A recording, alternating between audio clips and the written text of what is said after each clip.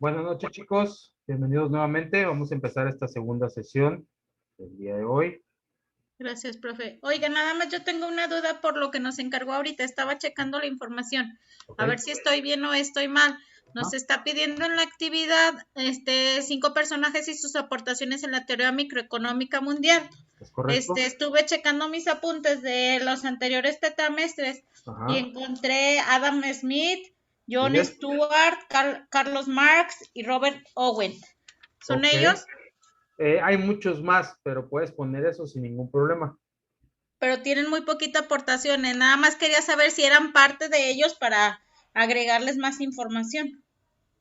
Sí, sí, sí. En este caso, nada más algo muy, por ejemplo, Adam Smith, la cuestión de la mano invisible y otras teorías, algo así muy rápido, muy sencillo Uh-huh. también. David Ricardo también es otro de los Ah, sí, más cierto. remembrantes, obviamente contribuyendo a las aportaciones de Adam Smith también, son de los más. Keynes en su momento también aportó a la Okay. microeconomía. Entonces, hay varios, hay muchísimos. Los que Sí, me es que nombraste. me puse a buscar en mis anteriores apuntes y Apuntes, me acordé que había algo.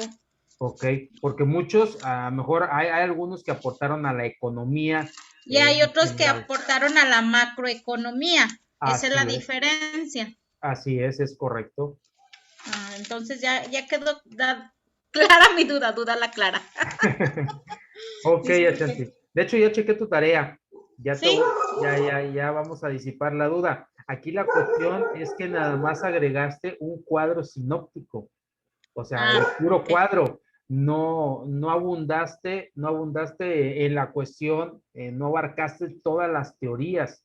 En este caso, nada más hiciste, por decir, un diagrama o el cuadro sinóptico y es lo único que aportaste. Entonces, la cuestión era de aquí que investigaran, desarrollaran el tema y de las teorías, en este caso, que ustedes desarrollaron, hicieran el cuadro sinóptico. Esa fue la cuestión. Muy bien, profe, le apagué el micrófono porque mi perro estaba ladrando. Ok, sí, no te preocupes. Entonces, Sí, entonces ahí me faltó más bien meter la información.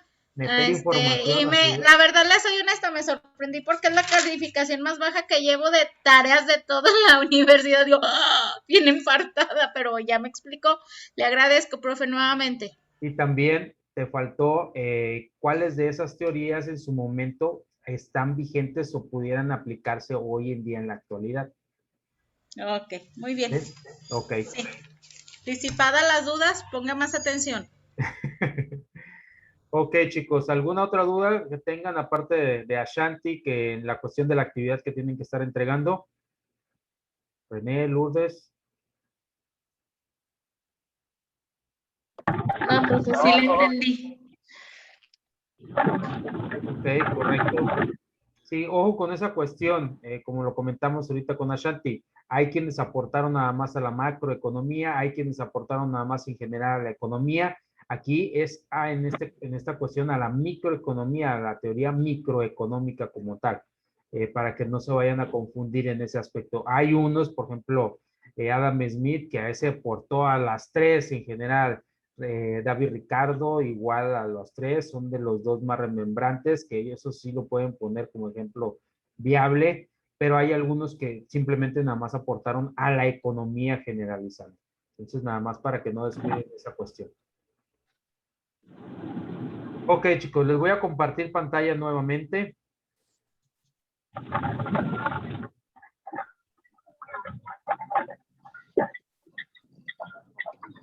¿Estás bien, René? Sí, Saludos. saludos. Si regresan a presenciales, ya se verán nuevamente a expensas de lo que en las indicaciones que dé el gobierno, pues si regresan todavía están en séptimo, todavía les faltan 2 cuatrimestres más. Si regresan, pues se verán nuevamente.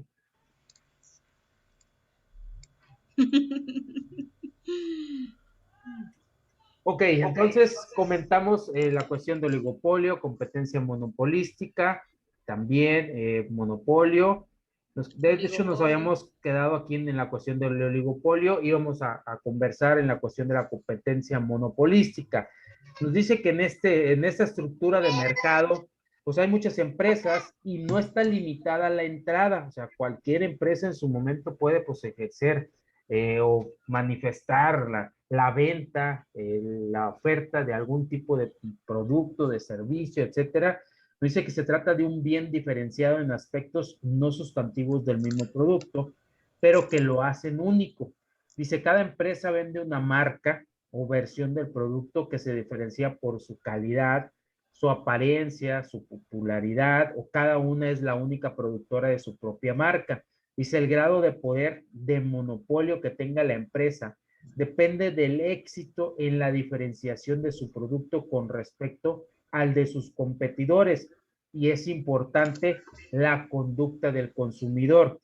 Dice, debido a que cada empresa se enfrenta a una curva de demanda dependiente, obviamente negativa en su momento, dice que a medida, obviamente que el precio baja, pues puede aumentar la cantidad demandada y tiene que elegir el precio y la cantidad que va a producir. O sea, en pocas palabras, aquí tienen que encontrar un punto de equilibrio en lo que van a producir y lo que en su momento pues los consumidores estén dispuestos a comprar a un determinado precio, o sea, equilibrio entre la oferta y la demanda.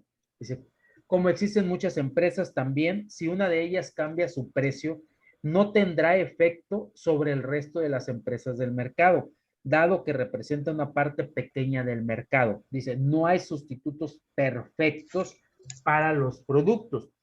Pues en esta cuestión podemos en este caso podemos poner muchos ejemplos también. En cuestión, por ejemplo, de zapatos deportivos, de tenis, pues tenemos en su defecto Reebok, tenemos Nike, tenemos Puma, Skechers y de muchas otras marcas también. Tenemos la cuestión de piratería, copias y clones, porque hasta dentro de la piratería hay calidad, pues en ese aspecto también. Entonces también hay diferenciaciones. Fíjense, si en esa cuestión de la piratería hay diferenciación, pues cuanto más en este caso de las marcas registradas, por ejemplo, pues Nike, es muy identificable el tipo de zapato deportivo, la suela también, cuestión de colores, la hechura, o sea, sí se diferencia en determinado momento a lo mejor de un tenis de la marca Reebok y de la marca Puma. Cada una de esas marcas son muy diferenciales entre sí. En suelas, Nike en determinado momento la suela es muy confortable, hay tenis para uso común, para básquetbol, para correr también, Puma y otras cuestiones para jugar fútbol también en esa cuestión, hay también para cuestiones de voleibol, boliche también, utilizan pues abajo un tipo de burbuja, una cápsula, y eso se ve más en la cuestión de los tenis, en la parte de los de Nike. Otros es diferenciación en la suela, el tipo de hechura, hay muchos que son muy grotescos, eh, los Puma a lo mejor son más estilizados, etcétera, etcétera. Entonces, aquí obviamente cada marca tiene muy identificados, están muy identificados en la hechura de su zapato y hay diferenciación. No importa el precio que tenga cada uno, no afecta a la otra en determinado momento. Hay tenis Nike que en determinado momento cuestan 1,000 pesos, 1,500, 2,000, 3,000 y no afecta en determinado momento el precio de unos Reebok o de unos Puma o unos Adidas también. O sea, no afecta nada. O sea, cada producto tiene sus propias características, su propia apariencia, obviamente en su rama, de acuerdo a su segmentación a sus consumidores, es popular también y pues no afecta en las decisiones que en determinado momento tome algún tipo de marca en las condiciones de mercado. También lo podemos ver en la cuestión de los celulares. Tenemos muchas marcas, obviamente, dentro de los celulares también, pues obviamente tenemos segmentación de baja, mediana, gama baja, gama media, gama alta también. Entonces, ahí tampoco no afecta en ese aspecto. Eh, tenemos pues obviamente los iPhone, tenemos Samsung, los Huawei también, LG que ya se retiró, todavía existen equipos, pero LG ya se retiró en la cuestión de la elaboración de celulares. Ya dio por finiquitado la venta, ya no va a sacar más celulares, los que estén todavía en circulación, pero ya no va a elaborar más celulares. Simplemente se quedan las marcas Motorola, Samsung, Huawei, algunas otras marcas, a lo mejor chinas también, que existan o que estén compitiendo, marca mexicana, la M4 también. Entonces, ahí, pues independientemente, o sea, cada marca tiene, cada compañía tiene su producto, tiene pues, sus presentaciones, pues, cuántos celulares no hay de la marca Samsung, de la marca Motorola, muchas familias y en determinado momento mucha diversidad, pues ahora sí, de precios, de tamaños, de colores, de cualidades, de características, y no importa pues cuánto cuesta un iPhone cuando sale al mercado, no importa que un iPhone sea más caro en determinado momento, no, si Samsung es más barato, pues no le afecta, o que un Samsung sea más caro a lo mejor que un Huawei, pues tampoco no afecta. Hay consumidores para cada una de las marcas dependiendo de las cualidades de cada uno de sus productos. Entonces ahí simplemente no afectan esos dos ejemplos que les pongo. Pues obviamente que consideramos ahí, pues aquí cumple la diversidad, ahí el consumidor final es el que tiene la última palabra. También está en la cuestión de la ropa, en la cuestión de perfumes, pues en diferentes sentidos, pues sabemos que ropa de marca hay muchísima también. Eh, Tommy Hilfiger, Calvin Klein, Nike también, hay ropa Nike también en este determinado momento, Polo, Dolce Gabbana, etcétera, etcétera. Perfumes también hay de muchísimas marcas, olores. Entonces, no afecta en determinado momento cuánto cueste uno, qué características propias pues tiene uno. Bolsos de mujeres también. Pues, hay mucha diversidad. Entonces, ahí existe pues obviamente una competencia monopolística, digamos.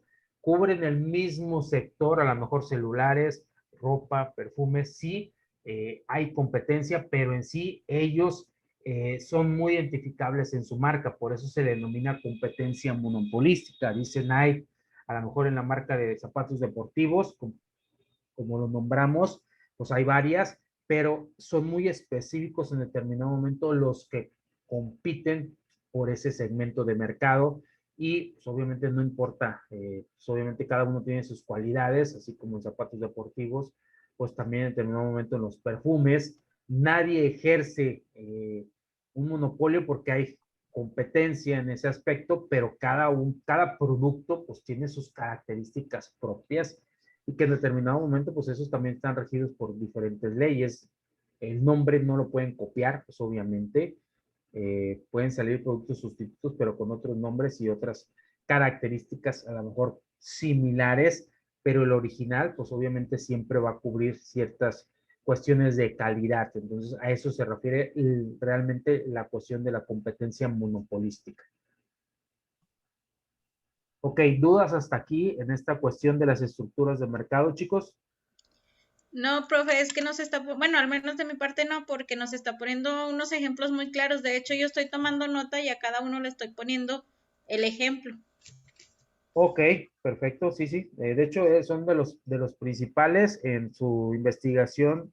Obviamente ya se familiarizaron un poquito más con esta cuestión, y pues en la cuestión de los ejemplos sí queda un poquito más entendible a qué se refiere cada una de las estructuras en su momento y cómo pueden llegar pues a trabajar, a institucionalizarse dentro, pues obviamente de pues un mundo globalizado, que hoy en día es lo que estamos viviendo. Ya consumimos realmente de productos de cualquier parte del mundo, realmente ya no es de simplemente productos a lo mejor hechos en México, ya no, ya productos japoneses, chinos, alemanes, holandeses, españoles, americanos, de muchas partes del mundo consumimos productos, y ya se nos hizo una costumbre, ya ni siquiera es tradición, ni le llamamos muchas veces productos importados, ya es muy familiar consumir todas esos tipos de cuestiones. Antes había restaurantes chinos a lo mejor muy grandes, prestigiosos. Hoy en día, pues ya es, en un local se ponen y hacen comida china, y es más comercial también en ese aspecto. Ya no tenemos que ir a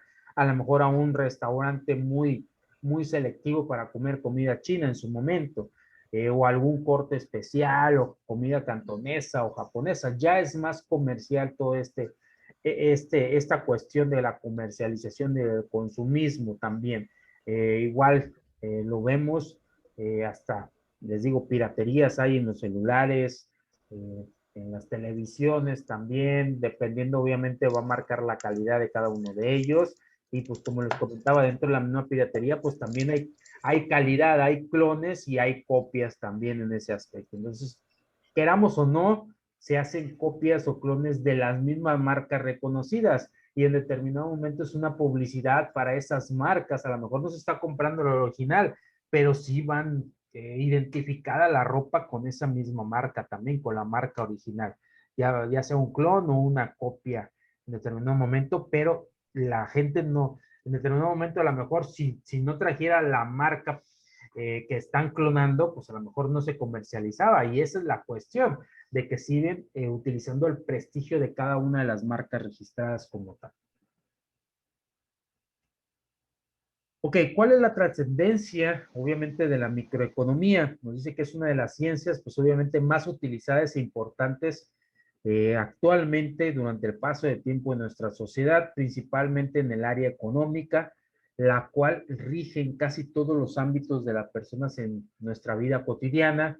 Obviamente, familiarizándonos, les decía, pues muchas veces sin darnos cuenta de estas cuestiones, en muchas ocasiones, dice que las personas realizamos actos económicos todos los días, de distintas formas, y se puede relacionar las acciones comúnmente de consumo. Todo lo que consumimos, pues obviamente tiene que tener una trascendencia en la cuestión microeconómica como tal. ¿Por qué? Porque es con la parte de la economía con la que más nosotros convivimos en determinado momento, porque pues es un consumismo en pequeña escala, porque en determinado momento no quiere decir que alguno de ustedes, pues a lo mejor no esté poniendo dinero a plazos o en determinado momento no llegue a tener una empresa y cotizar en bolsa. Esos son cuestiones macroeconómicas, pero lo más familiar que hacemos, lo más común, es cuestiones de microeconomía, compra-venta de artículos, el trabajo que realizamos, o damos un servicio también, las marcas que vivimos hoy en día también,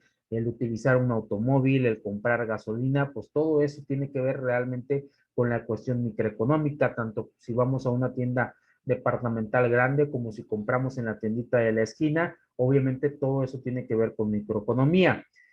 Nos dice, es en la cual las personas pueden elegir las opciones que existen en el mercado, buscar los mejores precios y decidir las cantidades que tienen capacidad de adquirir un producto determinado. Esa es la cuestión también microeconómica. En determinado momento, pues a nosotros no podemos tener incidencia individualmente en precios a lo mejor del precio del bruto en el mercado, del petróleo.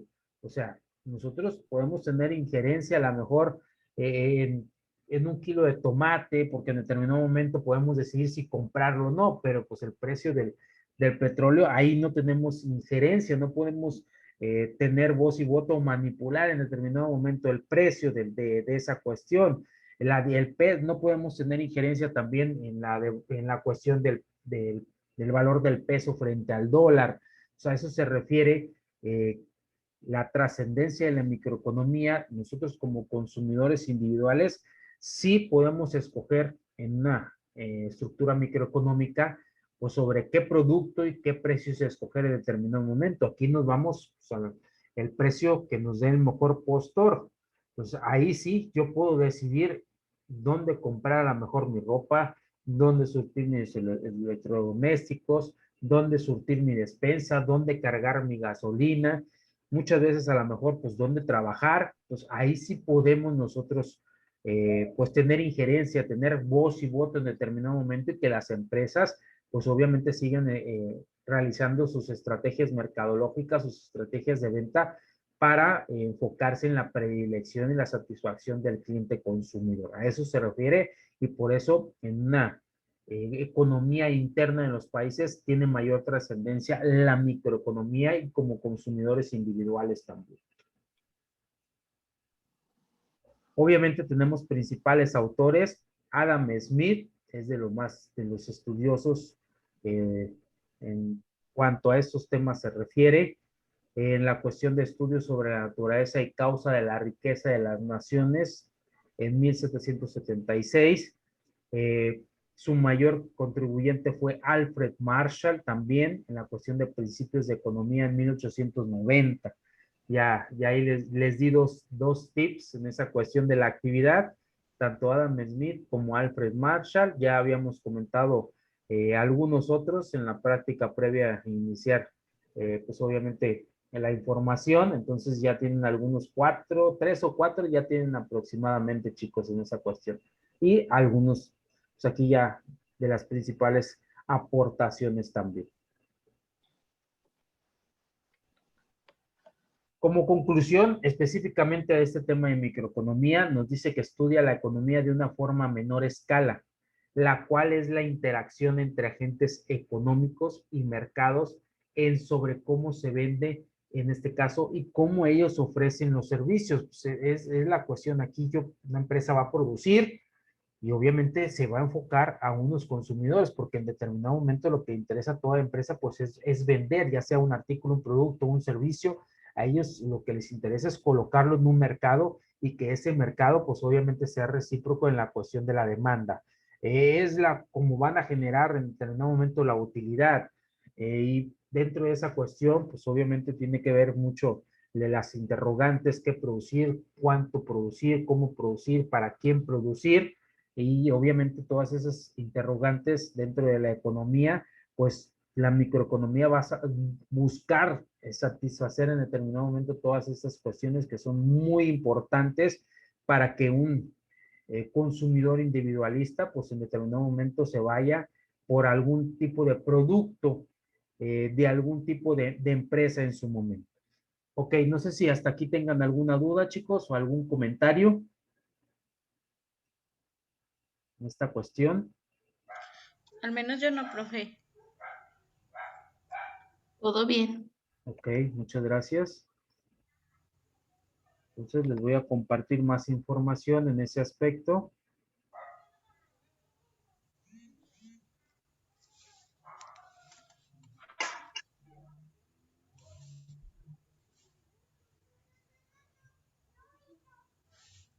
Ok, vamos a ver también la cuestión de la teoría microeconómica. Muchas veces cómo se hacen frente o qué es lo que aportan, nos dice aquí, en tiempos de incertidumbre. Y aquí obviamente nos comparte Pimio el Viejo, dice: lo único cierto, pues nos dice que es lo incierto en determinado momento.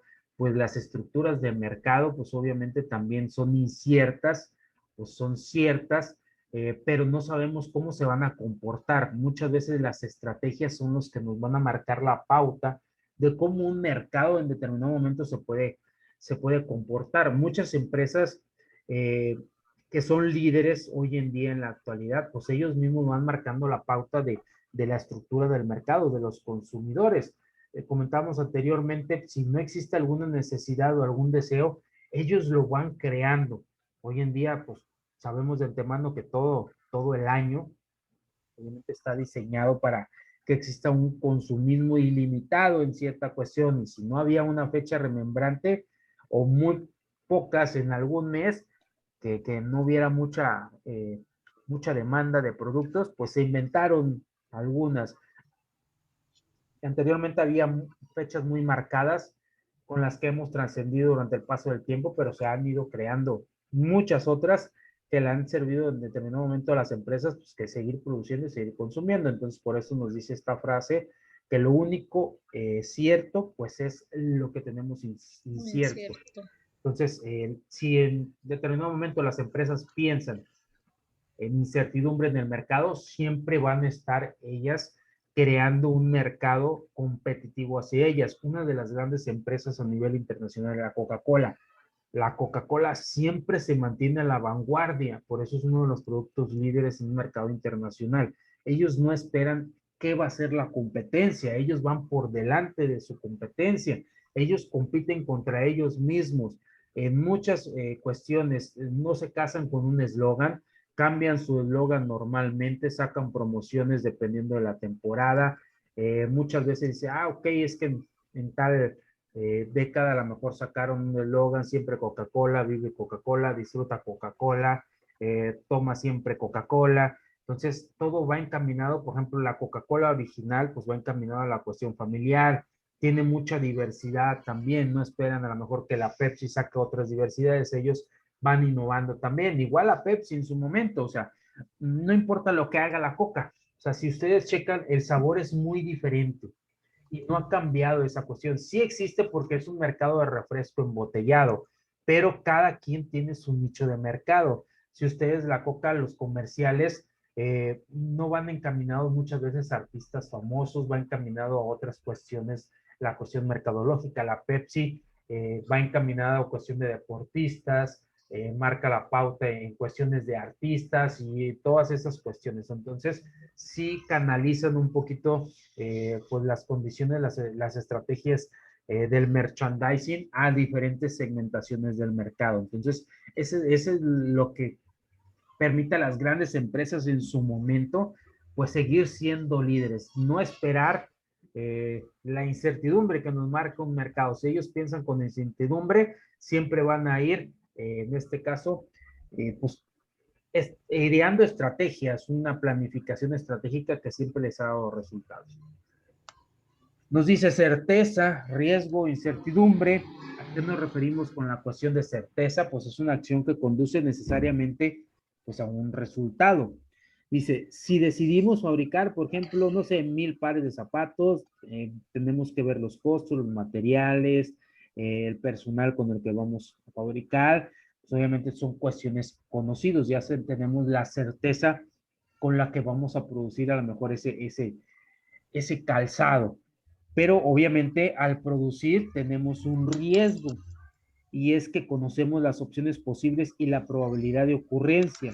Por ejemplo, si llueve, va a disminuir un 25% la afluencia al campo de fútbol y la probabilidad de que llueva, por ejemplo, puede ser de un 40%. A lo mejor se nos va a bajar la venta en determinado momento de algún tipo de calzado o se va a incrementar. En todas las cuestiones, a lo que nos estipula aquí dentro de la cuestión microeconómica, que todas las cuestiones hay certeza, hay riesgo y hay incertidumbre. La incertidumbre no se conoce la probabilidad de ocurrencia.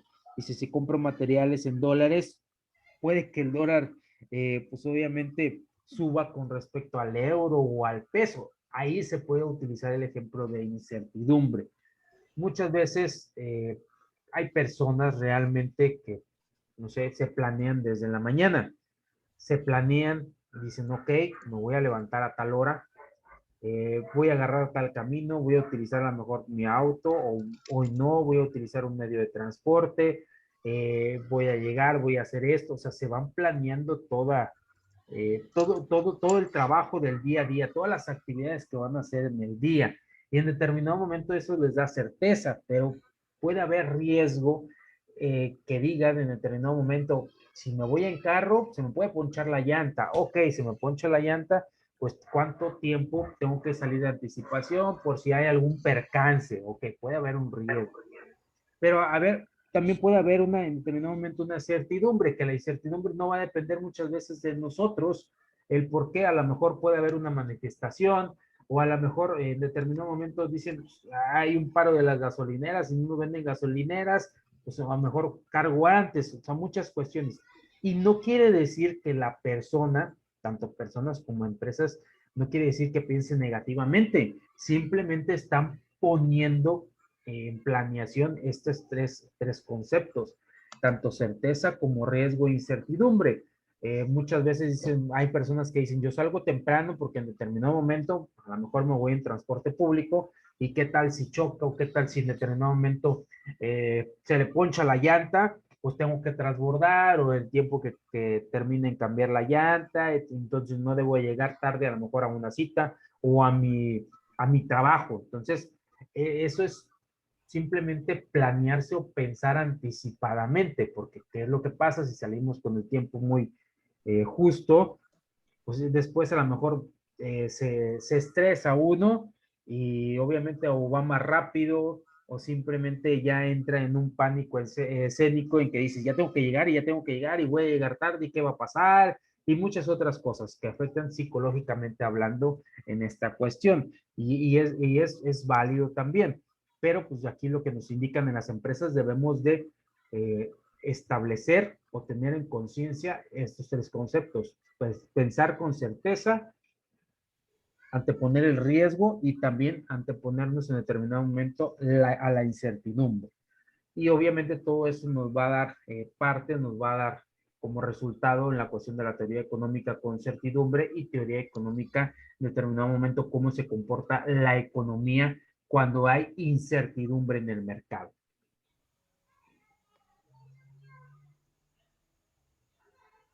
Nos dice la imagen, la economía, pues obviamente somos todos nosotros, pero que ellos, en este caso, pues en determinado momento, pues no se entienden, no se entenderen.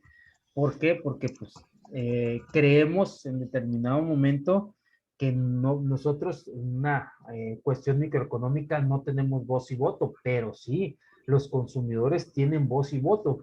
¿Qué pasa o qué pasaría si en determinado momento dijeran todos los consumidores o se pusieran de acuerdo? No vamos a comprar en HB, porque HB es una empresa extranjera y no vamos a darle a ganar utilidad a una empresa extranjera que en determinado momento lo decidieran a lo mejor en un mercado mexicano. Vamos a comprar en puras empresas mexicanas. Pues obviamente pues esa empresa va a claudicar en determinado momento. Entonces los consumidores sí tienen voz y voto y esa muchas veces es lo que no se entiende o a lo mejor los consumidores en su momento dicen, no, pues ni modo, tengo que comprarlo aunque esté muy caro.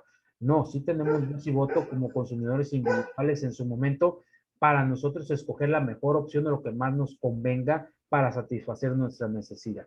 Dice, ¿qué es la economía en sí? Pues obviamente la economía es un sistema de producción, distribución, comercio y consumo de bienes y servicios de una sociedad o de un país. Obviamente es una ciencia que estudia los recursos, la creación de riqueza y la producción, distribución y consumo de bienes y servicios para satisfacer necesidades humanas. Y es la asignación de medios escasos entre fines competitivos cuando el objetivo de la asignación es la maximización de los fines.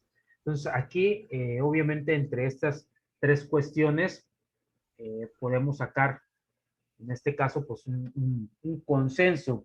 Pues, obviamente, pues sí, en la economía se produce, se distribuye también, pero no hay que perder de vista algo muy indispensable, que hay en este caso, recursos escasos y con esos recursos escasos hay que satisfacer necesidades y deseos ilimitados y lograr la maximización, obviamente, pues de la rentabilidad o de los objetivos en determinado momento. A eso se dedica o a eso se va a especializar la economía, a producir, a distribuir, obviamente, administrar recursos escasos para satisfacer necesidades y deseos ilimitados y obviamente maximizar, hacer más con menos, obviamente con los mismos recursos, pues obviamente te vamos a tratar de hacer más y sacar más utilidades en su momento. Y a eso se dedica en sí la economía en su totalidad.